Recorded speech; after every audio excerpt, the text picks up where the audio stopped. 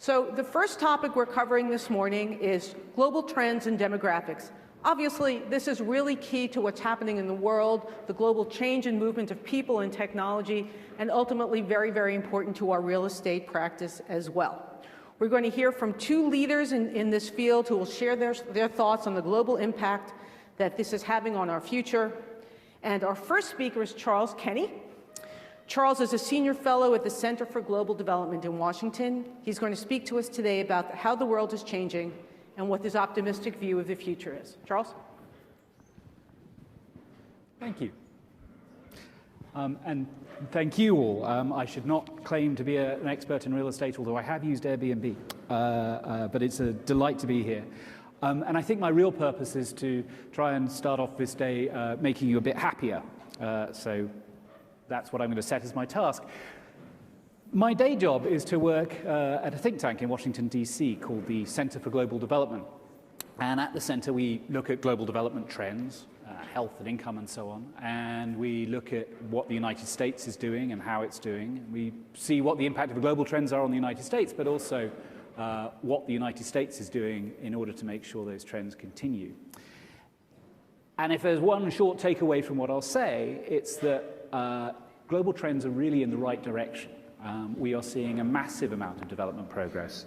We live in a world that, for all its problems, is better than the world has ever been in history, and we're very lucky to be alive at this moment. One reason I'm very lucky to be alive at this moment is this kid. This is my daughter, Alex. It was taken when she was about 6 months old. She's now a happy 7-year-old. She's just gone off to school back in DC.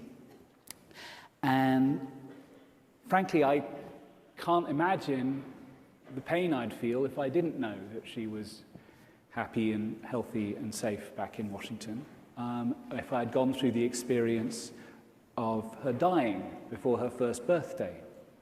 This is an experience that I've witnessed other parents go through, and I still can't imagine the pain. I've seen it, but I can't imagine it.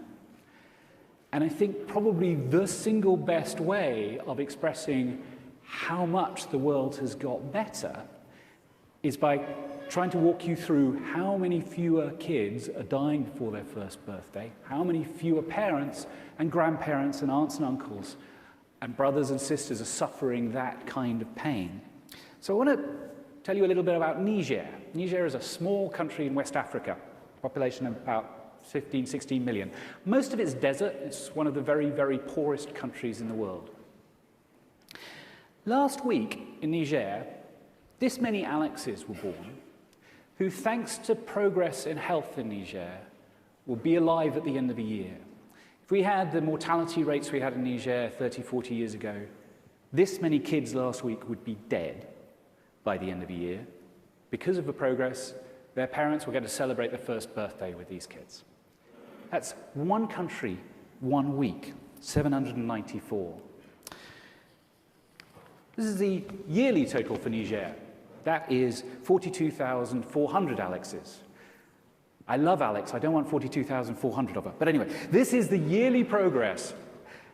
In just one country, this many kids will survive to their first birthday thanks to progress against child mortality, against infant mortality. Globally, the number is 9 million kids, 9 million sets of parents, 9 million sets of grandparents, and so on. Those kids are going to be alive thanks to the progress we've seen against infant mortality. Now, that is still there are still far too many children dying of easily preventable causes worldwide. But just in the last 15 years, we've halved the number of children who die before their 5th birthday worldwide. Just massive, historically unprecedented progress. And it doesn't stop there. I mentioned Alex was going off to school this morning. I have to admit, quite often she doesn't go off to school that willingly. She'd rather stay in bed reading a book. About 25 years ago, I taught in a school in Zimbabwe. And I tell you what, the kids there, they were really happy to go to school. They knew the sacrifice that their parents were making to have them be in school. Zimbabwe is one of the poorest countries in the world. A lot of the parents who are sending their kids to school would have otherwise kept their kids at home to work on the family farm. Those parents were making the choice that there would be less food on the dinner table at the end of the day, But it was worth it for their kids to get an education and for their kids to have a better life in the future. And because of the sacrifice of parents like that, and because of governments providing schools and teachers doing incredible work teaching these kids, we've seen a real revolution in global access to education. So this is the proportion of kids of primary school age, who are actually in primary school over the last 40 years.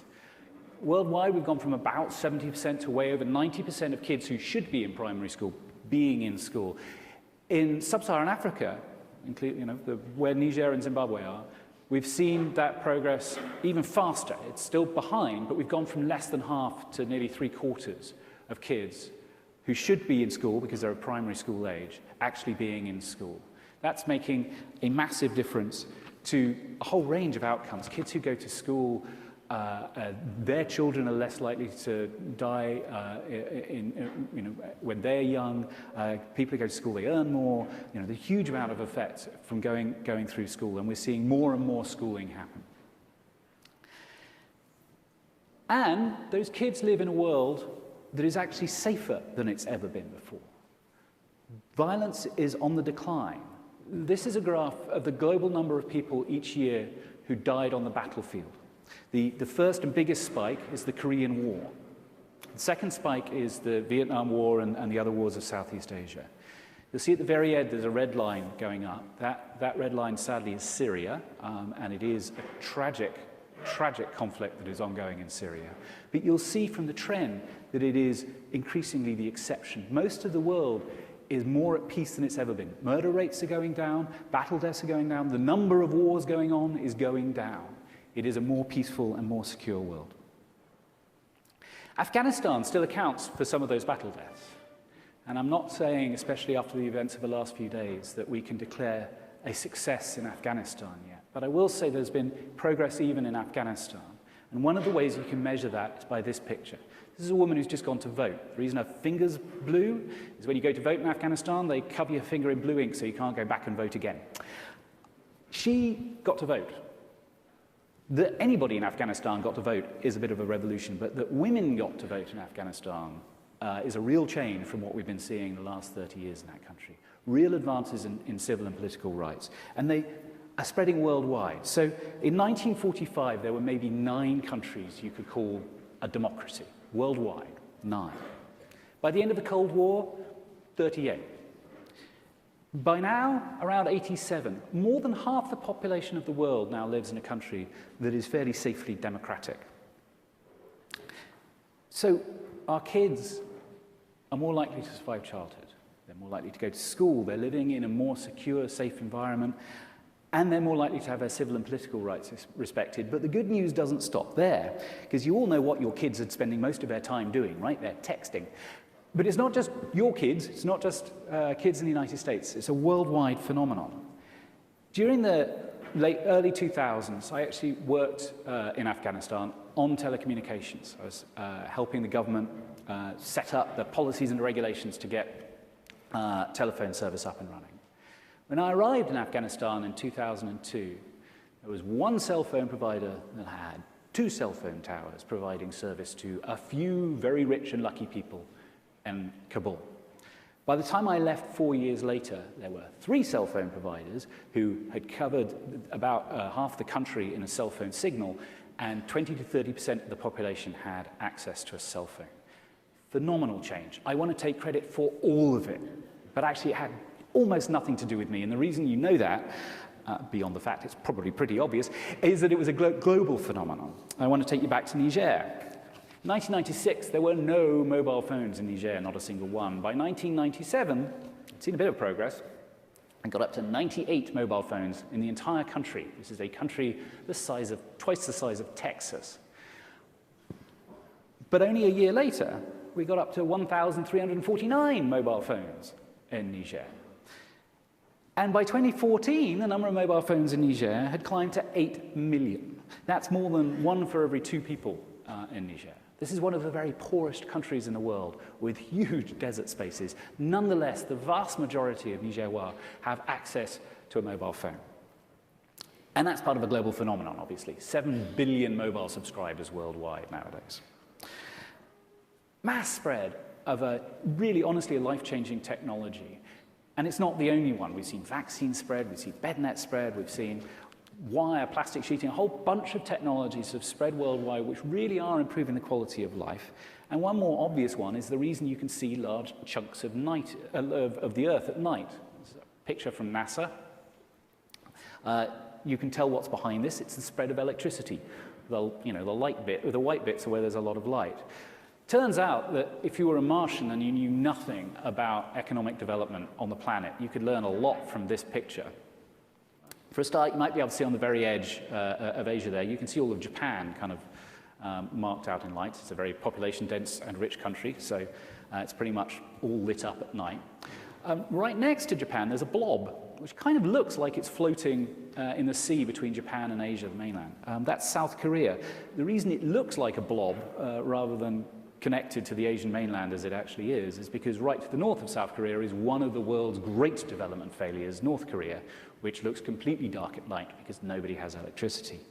But North Korea really is in a small category of exceptions to a general rule of massive development progress worldwide, every continent, almost every country. We've seen these increases in health, these increases in education, these increases in liberty, this increasing security, the rollout of infrastructure, and that has had an effect on another measure of the quality of life, which is how much money do you have?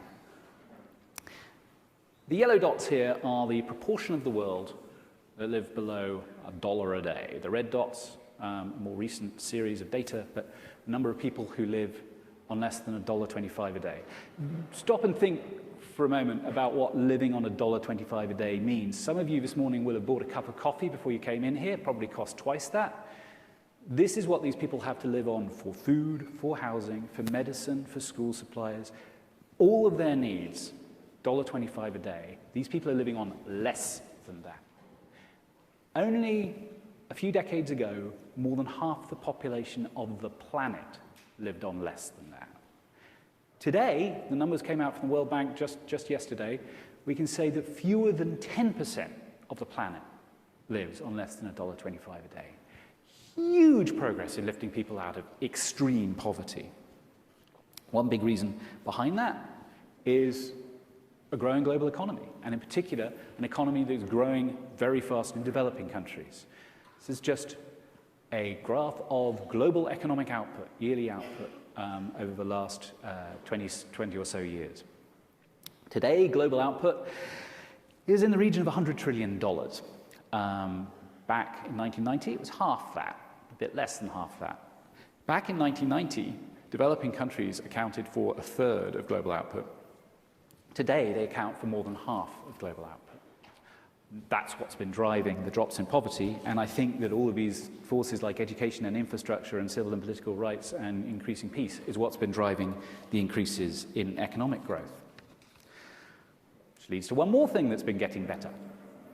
World Values Survey, a survey company, actually goes around the world asking people, when you take your life as a whole, do you consider yourself not very happy, somewhat happy, or very happy? Ask thousands of people all around the world this question, collates the results. Been going on for 20-some-odd years. From that data, I can say that since we've had data, the world has never been a happier place. More and more people are saying they are happy, and I don't think that's too surprising, given all of these trends to better health and education and civil and political rights that we've seen. But it's not just that they should be happy. I think you should be happy, and America should be happy about this. Now, one reason why is a kind of selfish one, I guess. We're still incredibly, incredibly lucky. I know it doesn't always seem that way, and I know there is a lot of suffering in this country, but compared to global averages, we are doing fantastically. The global median income is on the level of $3,650. To get into the top 1% of global incomes, top 1%, you have to earn $34,000. I would bet the majority of people in this room safely hurdle that. You're in the top 1% globally. To get to the top 5% of the United States, for comparison, which would put you in the top 0.0 something percent of the world, you need an income of 230,000. But the fact of the matter is, pretty much everybody in this room, for all they may have money problems, don't have money problems on anything the extent to which the majority of the world does. So even though the developing world is getting richer, we're still far, far ahead. And that's true not just of money, it's true of education outcomes and health outcomes and pretty much every other outcome people care about. So that's one reason, I guess, to be happy. But perhaps more importantly, of course, the rest of the world getting richer isn't bad for us, it's good for us. Here's one simple reason why. When the rest of the world gets richer, they buy more stuff, and some of the stuff they buy comes from the United States. The majority of US exports nowadays go to developing country markets. Those are the markets that are growing fast. This is great news for the US. And developing countries getting richer means they invest more here, there are more opportunities for us to invest there, it means they invent stuff that we use. China invented paper and fireworks, we're quite happy about that, I'd imagine. So, you know, the more that the rest of the world gets rich and healthy and educated, the more we get rich and healthy and educated, and I hope happy. But just in case you think I'm getting too Pavlovian, not everything is going in the right direction, and we still have a long way to go. On the not everything is going in the right direction front, carbon dioxide output is going up worldwide. China is now the largest producer of carbon dioxide worldwide. That, if we don't do anything about it, is going to create real trouble. A warming climate will probably have its biggest impacts in the developing world, especially on developing countries' farming, but it will have global impacts, and that could derail progress if we let it go on long enough. The good news is that we're already making some progress against that. So, for example, last year, more renewable energy was added to the grid than fossil energy worldwide. So we're already starting the transition to energy sources that won't fry the planet. So I think there's good news there. The second caveat, and I can't emphasize this enough, there are still billions of people living lives of deprivation I could never understand. There are still people in the United States, for all its wealth, living lives of deprivation that I could never understand. And I have to say I'm glad about that I could never understand it. What I would say is the fact that we've seen all of this progress, and there is reason to believe this progress will continue, is reasons for hope. It's reasons to think that that deprivation is going to go down over time. And so that makes me optimistic about the future. It makes me optimistic about the future of the planet, and being optimistic about the future of the planet makes me optimistic about the future of the United States, and being optimistic about the future of the United States makes me optimistic for you, so please be happy. Thank you.